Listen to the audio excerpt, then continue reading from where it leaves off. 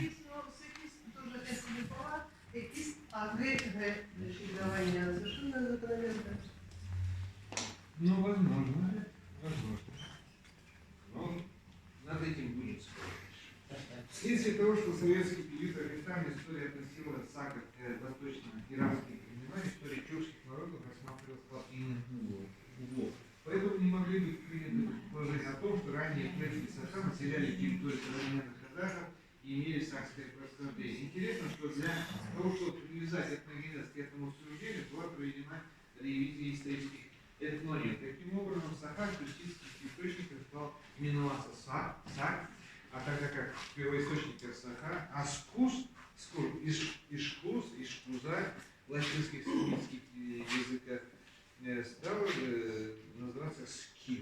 В принципе, мы до сих пор пользуемся этими определениями и матрицей, что подтверждает выше приведенные примеры. Я считаю, что Скиф это Ишкуза, это огузское племя, Ишка, Огуз, внутренние огузы. И я думаю, здесь спорить очень сложно будет с этим. Единственный выход из создавшегося положения нам представляется использование материалов шижерин. Мы основной базовый комплекс устной традиции называем шижерин. Изучение народов происхождения народов Саха, времени населения берегов Лены. Здесь особо важно будет сюжет генеалогических преданий о первых предках. Следует отметить, что Ксенофонта, который в начале 20 века собрал, схематизировал, опубликовал якутские легенды о Батыр-Илей. Илей или Ильдей-Батыр. Проницательный и широкомыслящий ученый рассказывает о Ногой-Бай и Батыр-Илей сумел найти золотое зерно истории Саха. В основании рассказов устных преданий Ксенофонт пишет, что первым поселенцем на берегах Лены на территории современной Якутии был скотовод Омугой. Я не буду приводить, но считается, что Омугой, истинный житель этого края, имел жену, 7 или 8 дочерей и так далее. Здесь мы считаем нужным дать определение названию Сайсары. Якобы Омугой поселился у озера Сайсары. Я вот хочу съездить на это озеро. Мне обещали сегодня-завтра как-нибудь съездить. А? Пешком? Пешком? Да.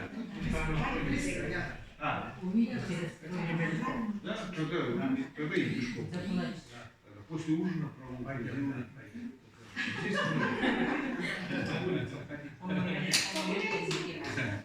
я спрашиваю это у Юрия Алексеевича насчет Сергея.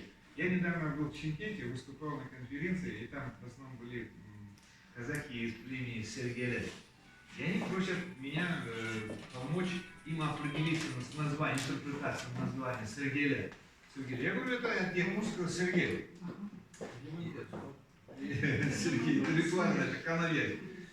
И вот я спрашиваю Юрия Алексеевича, говорю, покажи мне мимо Сергея, я сфотографировал, он меня повез туда. Потом говорит, вообще часть нашего города так и называется Сергеля. Да? Какая-то часть города Сергеля. Так что я вам нашел там.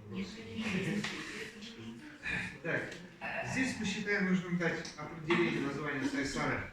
В словаре якутского языка Бухарского, выпущенного в конце 19 века, говорит, Сайсара жена киргиза Сарбай Туйова, родом татарка, которая по смерти мужа с детьми прыгала с юга на то место, где теперь стоит город Якутск, около рукава Лены Сайсары. Работавший в Якутском крае в начале 20 века, этнограф оставил также интересные сведения. Он говорит, Сарбай Туйова, имя киргиза, от которых по одному из преданий произошли якуты. Но в те времена, вы все знаете, казахов называли киргизами. Так и в прошлой историографии все официально приняты. Даже наш Чохан Валиханов о своем народе писал, что это киргизы. Ну, официально такая. Ну, чтобы не путать русское казачество от казахов, нас тогда переименовали. Так что получается, это Сарбай Туйон казах. И ведь Сарбай Туйон, он же главный герой, один из главных героев эпоса Хозугар-Пешбаянслу, а Хозугар-Пешбаянслу один из древнейших эпосов Центральной Азии.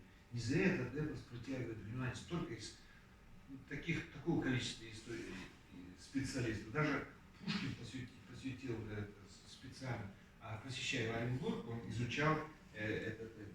Татарами якуты называли народы, жившие до них в Средней Азии. В своем словаре Пекарский называют казах-киргиз. Это связано с тем, что, это ясно. Согласно историческим преданиям Саха, их предки пришли из страны, находящейся на 3000 верст южнее того места, где стоит Иркутск.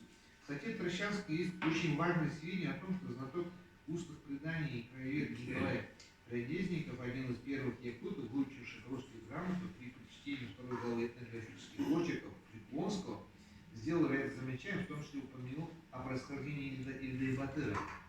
Он говорит, имеет киргизское происхождение из племени хана Харабай.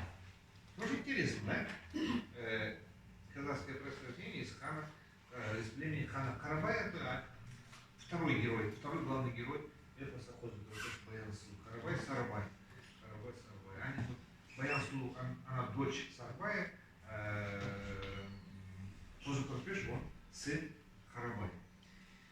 Таким образом, якуты знают не только Сарбая, но и Харабая, то есть главный герой Қожа Көрпеш Баян Сұлу, и в свое время почитали их в качестве своих первых предков. А данные об их происхождении относительно известны. Якутские сказители, знатоки устных традиций говорят, что они прошли путь 3000 километров с юга через землю Бурятии. Вопрос, в какую эпоху жил Сарбай Туэн, остается открытым, так как достоверно известно, жил он до или после Омогоя. Можно подвести итог. Земля Саха так далеко расположена от нас, для наших предков не является краем света. Поэтому само древнее священность для тюркских народов эпосе Қожа Көрпеш часто упоминается Мустингс, Северный Ледовитый океан. Вообще, до середины 19 века каждый обеспеченный скотовод казах, чтобы обеспечить нормальное состояние своего хозяйства, должен был в одном направлении хотя бы 1000 километров пройти. Это вот, если он не сделает этого, у него хозяйство не будет развиваться. У нас говорят, есть такая пословица, тоже с казахским языком. Кушсен мал семрит, кушсен хатун семрит.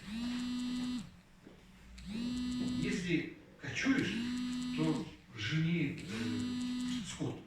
Если сидишь на одном месте, то баба жени. Вот такая пословица. Поэтому при таких постоянных передвижениях 1000, 2000, 3000 километров, это не такое большое расстояние.